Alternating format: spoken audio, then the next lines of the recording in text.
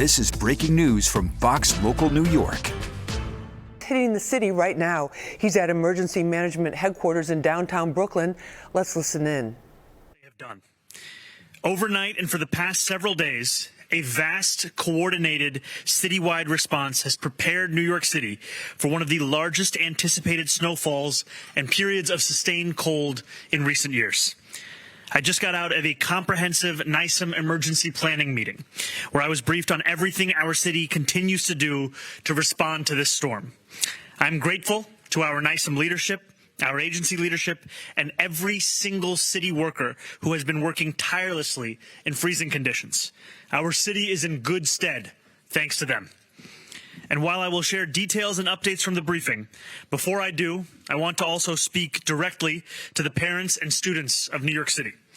As we announced earlier this morning, due to extreme weather conditions, tomorrow will be a remote school day. There will be no in-person instruction. All after-school programs, adult education, and school-based programming has been canceled. For high schoolers and students in schools serving grades 6 through 12 with a previously scheduled professional learning day, tomorrow will remain a day off. And as of 10:20 a.m. this morning, we saw that more than 162,000 students had already logged on in advance of tomorrow's remote school day, as well as 77,000 teachers. We say that because we want the city to know that our teachers, administrators, and students are prepared for this. We have stress-tested systems, sent students home with the materials and technology they need to learn virtually, and are working with vendors to ensure that our systems have the capacity that they need. And I know that this may disappoint some students, so if you do see me, feel free to throw a snowball at me. In terms of the forecast, we are continuing to expect up to 11 inches of snow. We anticipate continued heavy snowfall this afternoon, with several hours of sustained 35-mile-per-hour wind gusts. Around 8 p.m. this evening, light freezing rain will begin to fall and continue overnight.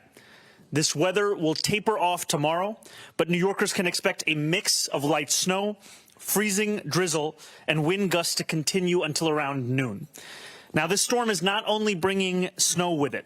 It carries temperatures colder than any sustained period this city has experienced for 8 years. For those without shelter, the intense cold can be fatal. Yesterday alone, before the snow had even begun to come down, at least 5 New Yorkers passed away and were found outside. I send my deepest condolences to their families and loved ones. While we do not yet know their causes of death, there is no more powerful reminder of the danger of extreme cold and how vulnerable many of our neighbors are, especially homeless New Yorkers. We have sufficient resources to shelter every New Yorker in the city, and our teams are scouring the streets, providing outreach. Our administration has opened 10 warming centers in school buildings across the city, 2 in each borough, and they will be operational through at least tomorrow evening. Full food will be provided at each of these sites. That is in addition to the 126 shelters, over 50 hospitals, and 35 safe havens where people in need can come in and get warm. A code blue remains in effect, and DSS staff and partners are checking in on our most vulnerable residents every 2 hours. But I also ask New Yorkers to help us in this moment of need. If you see anyone you believe might require help, please do not wait to call 311. In a code blue, as we are currently in, any one of your 311 calls on this issue will be rerouted directly to 911. And I want to be very clear, no one in this city will be denied shelter. All hospitals, Department of Homeless Services drop-in centers, and DHS shelters have a fully open door policy with enough shelter beds for every single New Yorker in need. Should homeless New Yorkers require hospital services, DHS will connect with hospital emergency departments to assess needs and capacity. We want every single New Yorker to make it through this storm. As we contend with this snow and bracing cold, New Yorkers should rest assured this is exactly what our city government has prepared for. DSNY pre-salted highways and major streets beginning Friday at 6 in the morning. Since last night, over 2,500 sanitation workers have been deployed on every single 12-hour shift, laying down salt. To give you an idea, the first snowfall landed at Staten Island this morning at 5 a.m. By 5:10 a.m., Sanitation had already started spreading salt citywide. The public plow tracker is also live for New Yorkers to be able to follow along, and you can do so at nyc.gov/plow-NYC. What you will see if you log in there is the fact that these sanitation workers had already completed a full plow across the city by 8:30 a.m. This immense snow fighting operation, the largest in the entire country, is working across our city every single minute. We are speaking of more than 700 salt spreaders and 2,200 plow vehicles, which are being monitored in real time by DSNY's Blade Runner system. Every agency across the whole of government is working in close coordination with each other and with NYC. DOT crews are tending to bridges. Parks Department workers are removing snow and downed trees from our parks. The NYPD is providing escorts to EMS and DSNY as needed. And the FDNY is maintaining its full emergency response capability. The MTA is continuing regular operations, although conditions may require service adjustments, while the Long Island Railroad and Metro North are operating at reduced schedules. Due to the declining visibility and snow of this weather emergency, NYC Ferry has suspended all service until further notice. Updates will be provided through the NYC Ferry app and ferry.nyc. The Staten Island Ferry is continuing to run at this time, but it has moved to hourly service. We also know that all bus service has been suspended at Port Authority. Additionally, all 3 public library systems will be closed today and tomorrow. Utilities are being monitored by Con Ed and National Grid teams, and they have representatives present in the NYC Emergency Operations Center. Ambulances will arrive at their destinations. This is the first major storm where 100% of FDNY ambulances are 4-wheel drive. The FDNY has also added additional ambulances from voluntary hospital partners, and NYC is actively tracking ambulances via their Stuck Ambulance dashboard. If an ambulance is stuck or unable to respond to a call, another will be deployed. Thus far, there have been no reports of stuck ambulances in New York City. As we speak, city workers are working relentlessly across our city to keep our streets clear, to get people into shelter, and to respond to those who need help. The single most helpful thing that New Yorkers can do is to stay at home, and especially to stay off the roads. I cannot emphasize this enough. Please, if you can avoid it, do not drive. One of the reports we received earlier today from Sanitation is there are still far too many New Yorkers out on the roads. Conditions are dangerous, and a hazardous travel advisory is in effect for today and for tomorrow. Now, if you are shoveling snow outside of your home, please pace yourself and do not try to clear everything at once. It is going to take multiple passes. Check in on seniors and help your neighbors who may need extra support. The snow is coming down heavily across our city, and I can think of no better excuse for New Yorkers to stay home, take a long nap, or take advantage of our public library's offer of free access to Heated Rivalry on ebook or audiobook for anyone with a library card. I encourage New Yorkers to join the more than 1 million who have already signed up for regular Notify NYC updates, and you can do so by texting Notify NYC to 692-692. Finally, while I want to again express my gratitude to the incredible city workers who have kept our city running through this snowstorm, I also want to thank every single New Yorker who has been doing their part to help New Yorkers across the city. I have heard of countless stories of neighbors bringing meals to other neighbors, young people helping senior citizens navigate slippery conditions, friends grocery shopping for those who cannot shop for themselves. This is the compassionate, caring New York that we all know and love. The New York that always shows up in moments of challenge and adversity. Together we will clear the roads, teach our children, tend to the sick, and keep our city running. Stay warm, New York City. Stay prepared. Stay safe. Thank you very much. And now our school's chancellor, Kumar Samuels.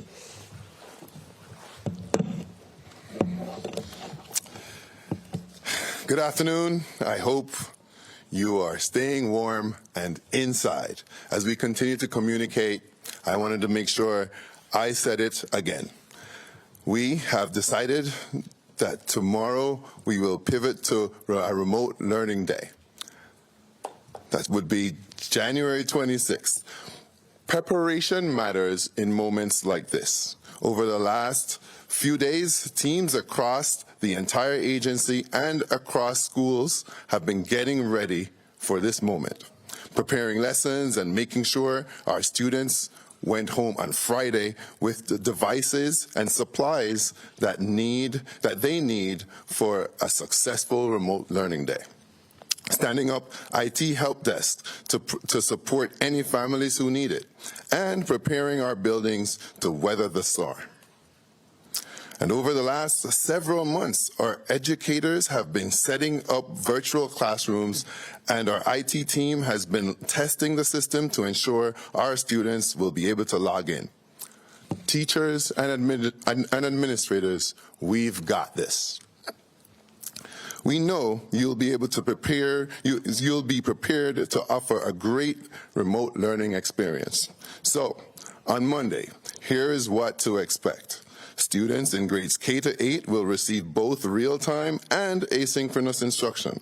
Students, don't worry. There are many hours in the day. You'll work hard, but there will be time to enjoy the snow too. High schoolers and students who attend schools serving grades 6 through 12 will already be off due to a previously scheduled professional learning day. Educators participating in those PDs will also be remote. Our facilities teams will be at our schools shoveling and de-icing so that our buildings can reopen on Tuesday. I want to thank Mayor Mamdani's team and all our sister agencies standing up here and all the ones working across the city to ensure our city is ready for this storm, and the journalists who are here helping spread these critical messages. Most importantly, I'd like to thank everyone across our school communities. I am deeply appreciative and grateful for all your flexibility and patience. And I look forward to reopening our doors as soon as we are able to.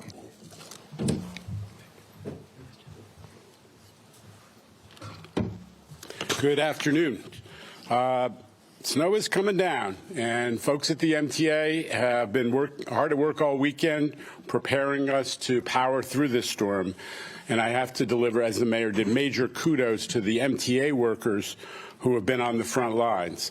Last night I visited bus depots around the system to see the preparations. This morning I was at the Michael J. Quill bus depot in the middle of Manhattan and at the Rail Control Center where all the subway operations are monitored. And so far, the preparations have really been paying off. Things have been running smoothly. There are delays. There are adjustments to service. But all subway lines, ladies and gentlemen, are operating. And most of them are operating as locals. So the express trains, A, C, D, E, F, the N and the Q are all operating local, partly because we stored a lot of trains on the local tracks to keep them out of harm's way of the outdoor snow. We ran all the de-icing trains last night to protect the third rail. Snow throwers are on the move already, and the snow jets are operating in the yards with these big airplane engines that blow all the snow out of sight. Buses are running. Some with delays. 18 routes out of approximately 265 have reroutes because of localized conditions. And all buses, that's the SBS, the rush routes, the limited routes, everything is running local, so we do not leave anybody on the street. So the folks who are standing at a bus stop are going to get whatever bus comes by stopping for them. The entire bus fleet has been outfitted with chains, and as I said, the snow fighting vehicles are on the move, supplementing the amazing work of the sanitation crews who are running the plows.